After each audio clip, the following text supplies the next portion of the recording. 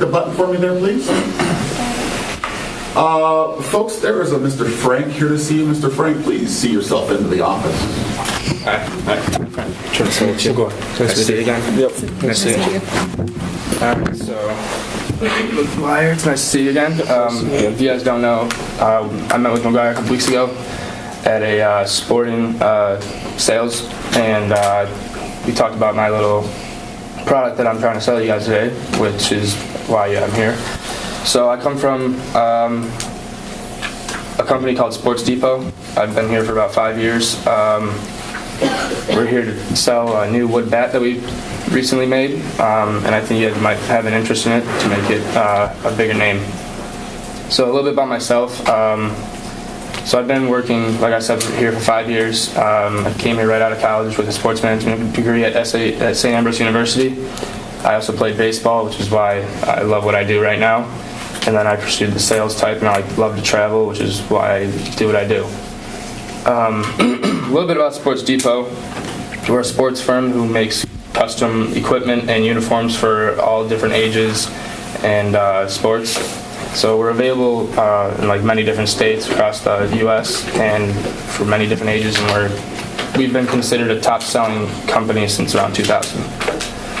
So for this bat, it's a brand new wood bat that we just made that I think that you guys would like because it comes with a rock maple style bat, which is what you guys sell a lot, and it's very durable. It's considered, we try to consider it one of the most durable bats around right now, because we made it in a special type of way, which considers the barrel to be a lot stronger, which is a lot less breakable. And then it comes in many different colors. Any color that you guys have or we have, we can make it. And then it comes in all different sizes for all different ages. So for what I'm trying to do here is like we made the bats, and we're trying to give it to you guys to make it your brand and branch out and sell it. So the bat would have your guys' logo on it, your name and everything. We just make it and make some profit off of it. So we would sell you guys the bats in sets of hundreds, so like every 100. And after you guys buy every set, you guys would get a discount for the next 100. So for the price right now, it would cost about $12,000 for the whole set of 100 bats, and you guys would sell it about at $130. So really, if you guys add that up, you guys are saving $1,000 on each set, and then we'll give you guys a 30% discount on the next 100 after you guys buy that.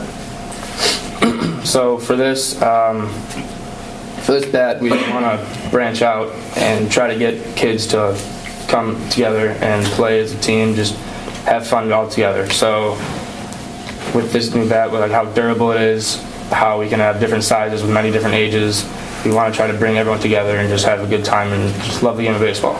That's what we're all about right now. Do you guys have any questions for me at the moment? What's your bat, like what's the difference between yours and say like a Louisville? Louisville? Like a bigger top brand wood bat? Well, like I said, it's kind of like the durability side. We made this bat with a stronger compact rock maple in the barrel area and the handle area, where it can take sort of like hits to where hits on the handle, hits on the end of the barrel where normally how the wood would break, and it makes it stronger so it would be less breakable. Obviously it still can break, but it makes it less it gives a bigger chance to last longer. Now, you'd sell us 100 bats at a time. Like, are we able to kind of decide like which size of bats we want? Yes. How many? Yeah. Each of them? So we could give you. You guys can decide what you guys want to do with the 100, and we can make all the different sizes and colors for all different ages or whatever you guys need. And how long does it take you to produce 100 bats? If you guys give us at least a month or two to produce them, we can do that for you and then ship them to you guys. Okay. I know you said after the first 100, the next 100 is 30% off. Yes. So after that next order, is it go back to the original price as well? So you guys buy the 100, you guys get the 30% discount, and then it'd be like a normal 100 again, and then it just goes back and forth. So really, with that 30% discount, if it was like $12,000, I calculated that I guess we'd save like $3,600 for the second set.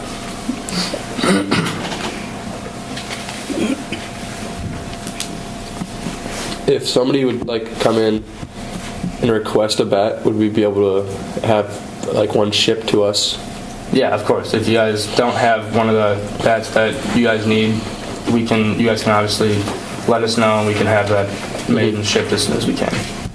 And then do you guys have a warranty on the bats as well? There's a 1-year warranty. So I have this for you guys. It is a little deal that I made up with all the information that I just provided with you. It just basically says how we make the bats, we send them to you guys have your logo is basically your brand name. Sorry.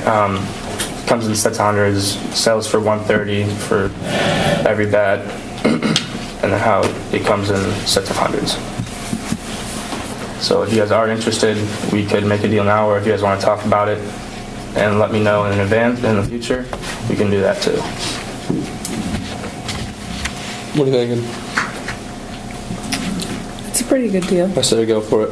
I would definitely, yeah, I'm definitely interested. I'd definitely buy it. I'd like to try it out at least. Yeah, So, no problem. Okay, if you guys are down to commit to the sale, you guys will just sign this one right here.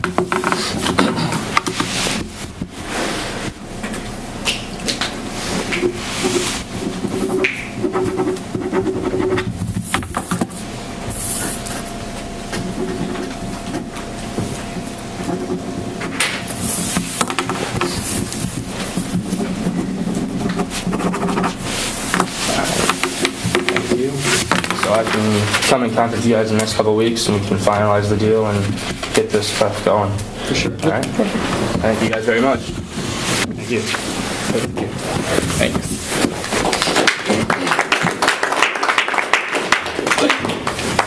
Thank you, Mr. Frank. Thank you, other side of the table. Mr. Frank, one thing I can say up front is I really enjoyed, one thing I really enjoyed about your presentation is how you are unafraid to leverage silence in the presentation. I mean, there were several moments here where there were no talking going on whatsoever, and these guys were thinking. And I like, very few students have been able to do this, where they were able to just, say nothing.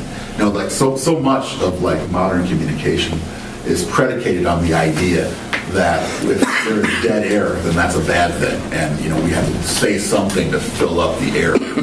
You are willing to not do that, and I think that that's something you want to hold on to, because one thing that you realize most people realize it when they're quite a few years older than you, is that those moments of silence give you a lot of power, and I like how you did that.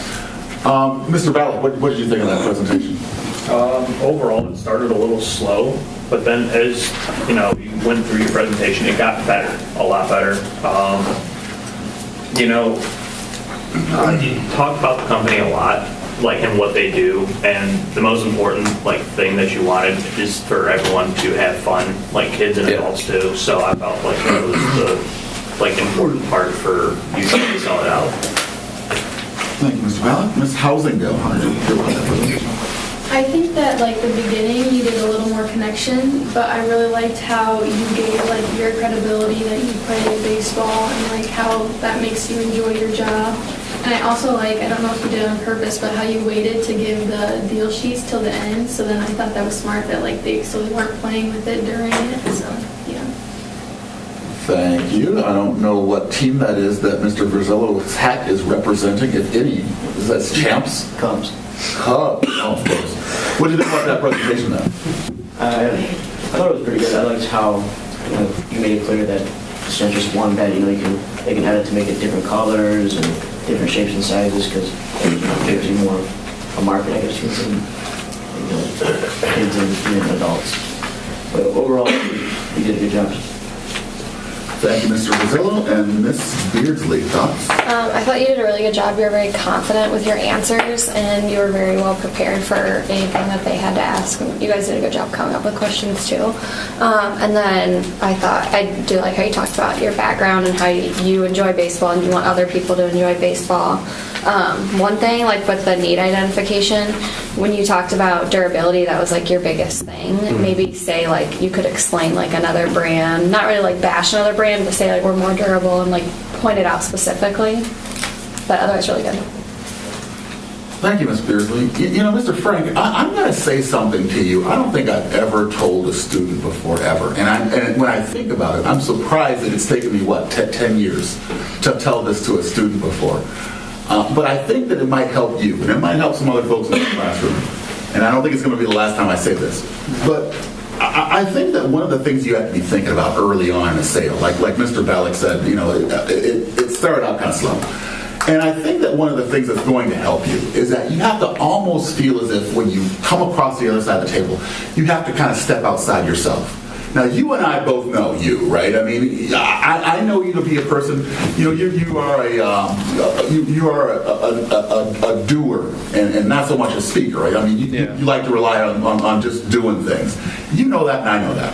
But for the first few minutes of a sale, and you're going to be in this position again, so I want you to be thinking about this later on. First few minutes of the sale, you almost have to like step outside yourself and just reach across the other side of the table. Because when you remember things like sales, like if these guys are going back and they're talking about the meeting after you leave, they're going to try to latch on to some moment that they can like say, listen, I really remember this. And if they don't have that to really latch onto, then it's not going to be something that they're going to be thinking about when it comes time to make this purchase again, like for that second repeat sale. So it's almost like you have to like be someone else. You know, my daughter right now, she's in the school play. You know, they're putting on The Lion, the Witch, and the Wardrobe, and she's playing Lucy, I think. I don't know, the little girl in the play. And she is, she's real reserved girl. She's real shy. And she has to realize that when she is in this play, she's not being herself. She's being somebody completely different than her.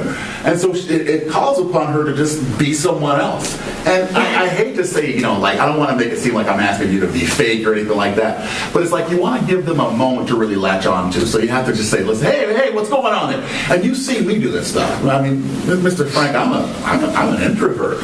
But every now and then you have to be this other person because you want folks to kind of latch on to like little moments in the sale. Or if I'm teaching a lesson, I have to make sure that students remember something about what we were talking about so they can bring it up later. And that stuff is important. So I think that's something that might help you out a little bit later. Good job, guys. Well done. Thank you.